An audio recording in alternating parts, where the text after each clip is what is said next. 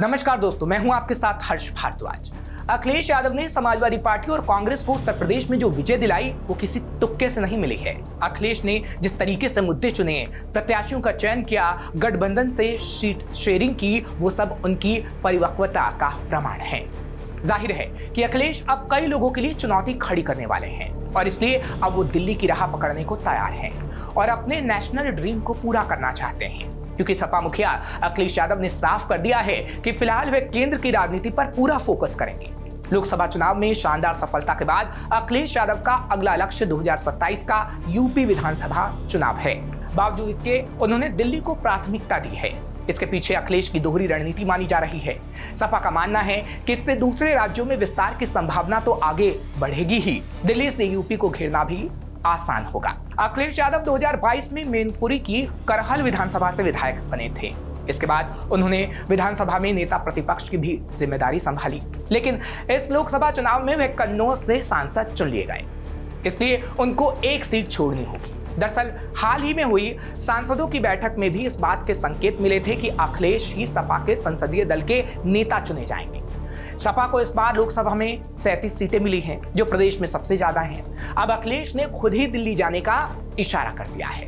उन्होंने कहा कि मैंने करहल के कार्यकर्ताओं से बताया है कि मैं 2 जगह से चुनाव तो जीत गया हूं, लेकिन एक सीट छोड़नी पड़ेगी। जो सीट हमें छोड़नी होगी बहुत जल्द विधानसभा में इसकी जानकारी देंगे। दरअसल लोकसभा में तीसरी सबसे बड़ी पार्टी होने के चलते केंद्र की राजनीति में समाजवादी पार्टी की भूमिका चमक और पूछ तीनों बढ़ गई है। इसलिए केंद्र की राजनीति के जरिए दूसरे राज्यों में भी अपने दखल बढ़ाने का सपा मौका देख रही है। संविधान, आरक्षण, अग्निवीर जैसे विषय जिसे सपा ने चुनाव में मुद्दा बनाकर वोट हासिल किए हैं, इनके फैसलों के तार भी संसद से ही जुड़े हुए हैं।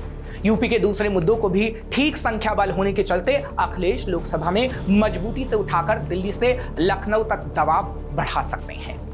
इसलिए अखिलेश ने विधानसभा की जगह संसद में पार्टी की अगुवाई का फैसला लिया है।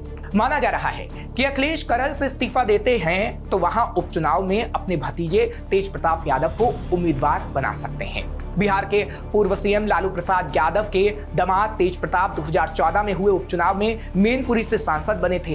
तेज प्रताप मुलायम के निधन के बाद दिसंबर में हुए उपचुनाव में भी डिंपल को जिताने के लिए पूरी ताकत का इस्तेमाल कर रहे थे और पूरी ताकत लगा दी। लोकसभा चुनाव में भी पहले तेज प्रताप को ही कन्नौज से उम्मीदवार बनाया गया था। हालांकि बाद में अखिलेश ने खुद लड़ने का फैसला किया, इसलिए करहल से तेज की उम्मीदवारी तय मानी जा रही थी। अब नजर इस पर है कि नेता प्रतिपक्ष की कुर्सी किसको मिलती है, क्योंकि अखिलेश के चाचा और जसवंत नगर के विधायक शिवपाल यादव के नाम के भी कयास लग रहे हैं। अखिलेश ने नेता प्रतिपक्ष के सवाल पर कहा कि जल्द ही हम लोग ये तय कर लेंगे, लेकिन फैसला ऐसा हो कि जिससे पार्टी को मजबूती मिले और पार्टी का वोट बढ़ सके। वहीं से गैर यादव, ओबीसी या दलित चेहरे के चुनाव का भी इशारा माना जा रहा है। ऐसे में रामाचल राजभर, इंद्रजीत सरोज की दावेदारी भी मजबूत मानी जा रही है। मुस्लिम चेहरों में महबूब अली का नाम भी चर्चा में सामने आ रहा है। फिलहाल अखिलेश यादव अपनी पार्टी को मजबूत करने के साथ साथ अपने नेशनल ड्रीम की तरफ बढ़ रहे हैं, क्योंकि समाजवादी पार्टी के मुखिया अखिलेश यादव दिल्ली की राह पकड़ना चाहते हैं, दिल्ली से देश की राजनीति करना चाहते हैं। उन्होंने यूपी में जिस तरीके से समाजवादी पार्टी और कांग्रेस को भारी विजय दिलाई है, अब वो यही कारनामा शायद पूरे देश के लिए करने के लिए कमर कसना चाहते हैं। उत्तर प्रदेश में चुनाव कैंपेन, सीटों के बंटवारे, प्रत्याशियों के चयन, मुद्दों को चुनने में उन्होंने जो परिपक्वता दिखाई, उसी का नतीजा रहा कि भारतीय जनता पार्टी भारी संसाधनों और काफी चुनाव प्रचार के बावजूद 33 सीट पर सिमट कर रह गई।